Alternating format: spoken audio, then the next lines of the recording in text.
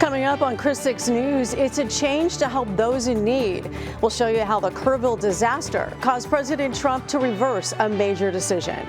Plus, a $9 billion decision makes its way through Congress. How it impacts you, straight ahead.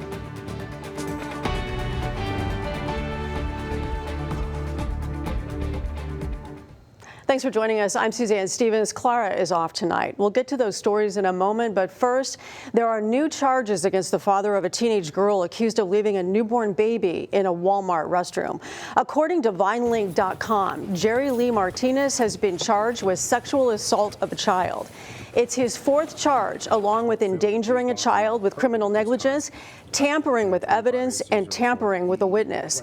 There's no word yet if the new charge is connected to Monday's incident where Martinez's newborn granddaughter was found in a Walmart restroom. The fourth charge comes with a $1 million bond, which makes Martinez's total bond at $1.3 million.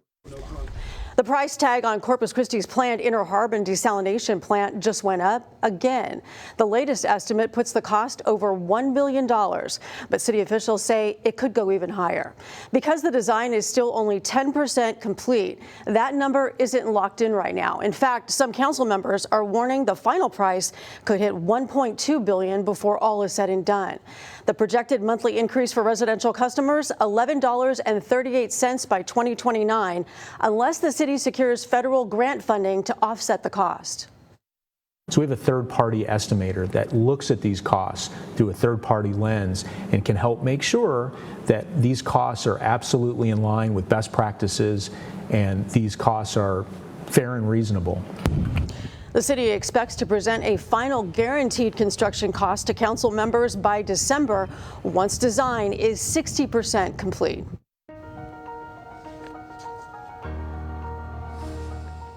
From drought to deluge, the Trump administration is now moving forward with a flood risk database. Earlier this week, it was reported the administration had paused work on the project. It would help people understand their risk for flash floods and assist civil engineer designers and builders with construction and infrastructure projects. It's just one of the efforts put into place after the flash flooding in Kerr County. Another thing that we're doing is gathering information that helped us understand the way the response was undertaken here.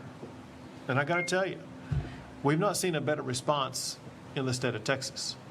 This comes as the latest report confirms 144 people are dead and over 100 still missing from the flooding. The loss in Kerr County has one local student using artificial intelligence to try and save lives. Felix Fuentes is a double major research student at the Conrad Blucher Institute at TAMU-CC. For the past year, he's been developing a machine learning model that can predict flooding along Oso Creek. The model examines compound flooding. That's when things like rainfall and tide levels combine during rain events. His model can predict a flood event about 6 hours before it happens. It's good to know that this type of research does have real impact on people in this area in particular. We want it to be as accurate as possible. We want to give as much lead time as we can. Felix says his model isn't expected to go live until next spring. In the future, he wants to increase that warning time of up to 24 hours. Someone who's very familiar with weather models and patterns is our very own meteorologist, Stephanie Lauber. She joins us now with the latest on the weather. And we don't have any flooding in our area, but... Yeah, thankfully not.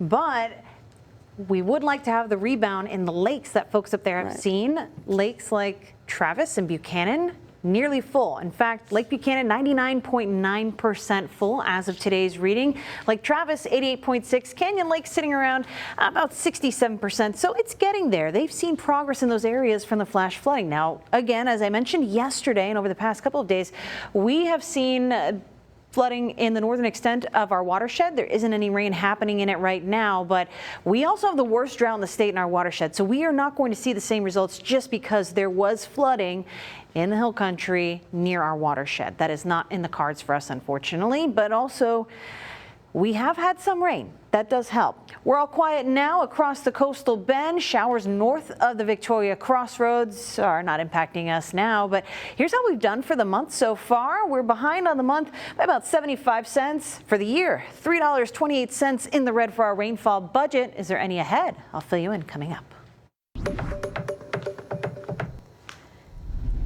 Speaking up at City Hall is about to get a lot easier for working residents. Corpus Christi is moving public comment from midday to evenings. At 5:30, speakers will now be allowed to comment on any agenda item or city-related topic. If you have to register if you want to speak at 5:30, but registration is not required if you wish to speak about specific agenda items when it's being discussed. Speakers are allowed to ask questions, but the mayor, city council members, and staff cannot answer them during public comments. Big changes also hitting the federal government as $9 billion in cuts for foreign and public broadcasting go into effect. Late last night, House Republicans approved the cuts made by the Department of Government Efficiency, otherwise known as DOGE. The bill now heads to President Trump, who is expected to sign it. The $9 billion package targets the Corporation for Public Broadcasting, which funds media outlets like NPR and PBS. It will also cut close to $8 billion in foreign aid. The new cuts are just one of many changes happening in Washington. President Trump's big, beautiful bill is expected to impact consumers nationwide. So how do they feel about the state of the economy? Cripps News Group's Kaya Tubman has the latest. U.S. consumers are beginning to feel a little bit better about the economy. Consumer sentiment up marginally in July from a month ago, according to new preliminary data out Friday from the University of Michigan. It's the highest reading in 5 months, but consumer sentiment is still well below what it was at the end of last year. So we're seeing a consumer that's saying, I'm feeling okay, but still a little bit shaky, and I want a little more certainty about where the economy is going to be before I really get strong again. Rebecca Humcast teaches in the London Business School and says consumer sentiment helps to predict where the economy may be headed. One of our best leading indicators of the stuff that really matters for making decisions is how the consumer is feeling. Because if they feel strong, they spend, that goes through the economy. When they feel more pessimistic about their jobs or spending, they spend less, and that starts to loop through the economy. Despite muted feelings about the economy, consumers are still spending right now. New data out this week shows retail sales rose more than 0.5% in June compared to May. Separately, Americans are divided over how the massive new tax and spending legislation passed by Republicans could impact their pocketbook. I have a feeling that this new bill, regardless of the good and bad in it, is going to make this country great in the next 3+ years. I do not like that it continues to support the billionaires instead of the working class people of America. About 2/3 of U.S. adults say it will mostly help the wealthy. Democrats were more likely to feel that way, but nearly half of Republicans said the same. Kaya Tubman, Scripps News Group, New York. From protecting your wallet to protecting the streets, the Corpus Christi City Council accepted a drug area initiative grant this week meant to curb a trend of drug trafficking cases. Assistant Chief Todd Green with CCPD Investigations Bureau says the grant helps with overtime funding for narcotic detectives, training, and partnerships with federal, state, and local agencies. Provide a lot of good intelligence with us, so they'll give us names of people, they'll let us know who owns the house, who has utilities, who has vehicles registered to that house. Police say the grant helps, but they emphasize tips from the community are still important. Lifting takes a lot of power. I'm Stephanie Molina in Robstown, where a team of powerlifters are taking off to the Cayman Island. I talk with them about what it means to represent us 1,000 miles away. You're watching Chris 6, part of the Scripps News Group. It was a big day for the London Independent School District.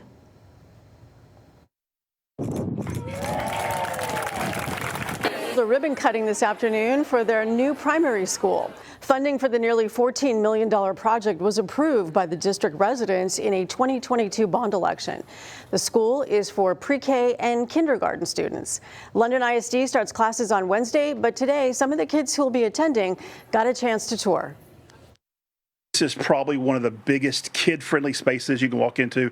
And I think for a 4- and 5-year-old to walk in and see that this building is built for them. All the pieces, all the touches are really geared towards more a primary student. And so I think that there's no way that cannot positively impact their learning environment and to help it be a great place for them to learn. The district's Facilities Planning Committee will meet this fall to discuss their next project, which could be a middle and elementary school. Lifting is no joke, but did you know some of the strongest teens are here in the Coastal Bend? I'm Stephanie Molina, your Robstown Neighborhood News reporter, talking with a team of powerlifters about competing in a championship happening thousands of miles from here.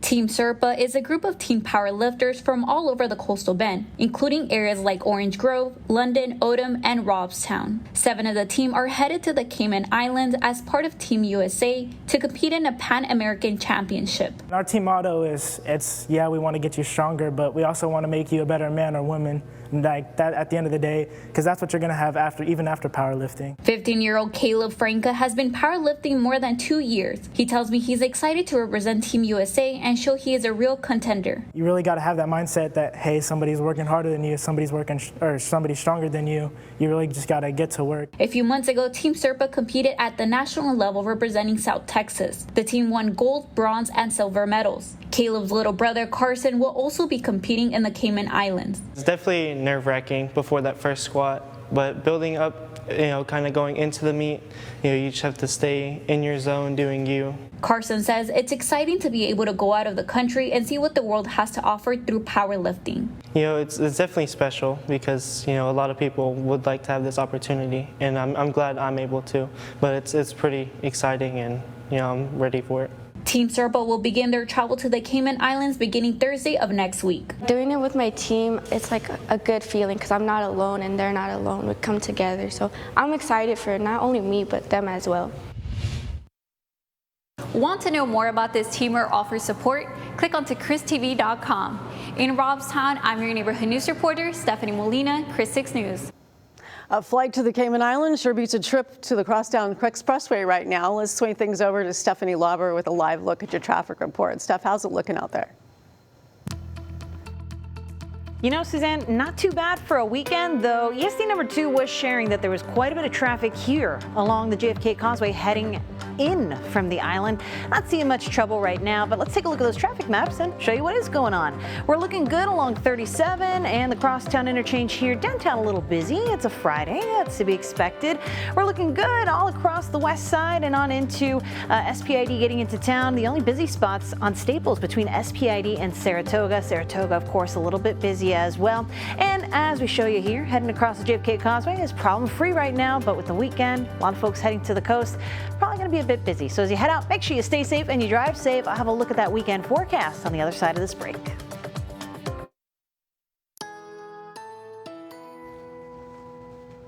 Happy Friday to you. We're taking a bird's eye view of the clouds above us here in the Coastal Bend. A lot more of them up near Houston, the Victoria Crossroads.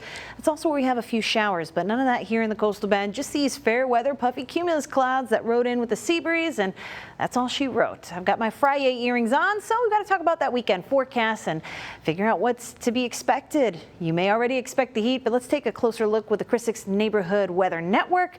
And while we haven't seen any rainfall here in Beeville, the hot temperatures have been plentiful, taking a trip on more coastal to Rockport. Temperatures 91 off South Terry Street, 87 from our Fusion Neighborhood Weather Network station, and heading into the island. Yep, about the same. 86 off Granada Drive, 87 from Vortex 3. This doesn't tell you the whole story. We need to talk about the numbers in yellow here. That feels like temperature shows you how you actually perceive the temperature once we factor in that humidity, because it makes your body perceive a hotter temperature since you have a harder time cooling off with sweat. Gross to say, but perspiration is how we stay cool, and it's hard to do that when there's already a lot of moisture in the air. So it feels like the lower 100s along the coast, we're pretty close to the lower 100s by actual air temperature where there's less humidity inland. So we're kind of splitting the difference here, leveling the playing field for everybody, and it's feeling hot. We're only going to feel hotter. So humidity, as I just mentioned, makes a big difference in how hot you can handle it, how you can handle that heat. And on Muggy Meter, we tend to see these dips. This is the diurnal or daily fluctuation because at night we have more of that humidity. The temperatures come down, and during the afternoon, less of that humidity. Notice how even when we have the dips, we're still in the oppressive category. We don't start dipping down to very humid until we get into next week, say Monday afternoon, Tuesday afternoon. So we'll have slightly drier air. The catch? Our actual air temperatures are going to get hotter. So we really can't catch a break here. Heat risk is going to be top of mind over the weekend. Today, our heat risk was isolated mainly for coastal areas and far inland areas. The orange showing us a 2 out of 4 moderate heat risk. But for tomorrow, we're pretty much all in the pool. And the same thing on Sunday, where everyone is feeling that 2 out of 4 moderate heat risk. A couple of splotches of that 3 out of 4 major heat risk shown there in red.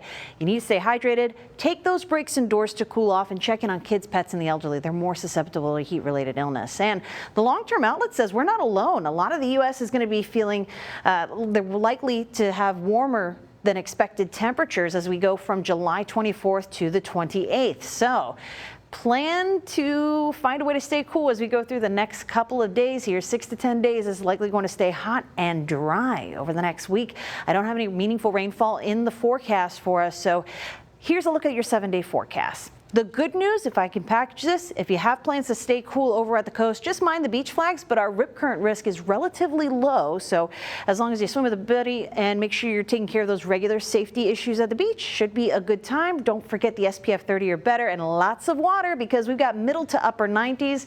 And oh my goodness, a 97-degree projection for next Thursday. That's a couple days away.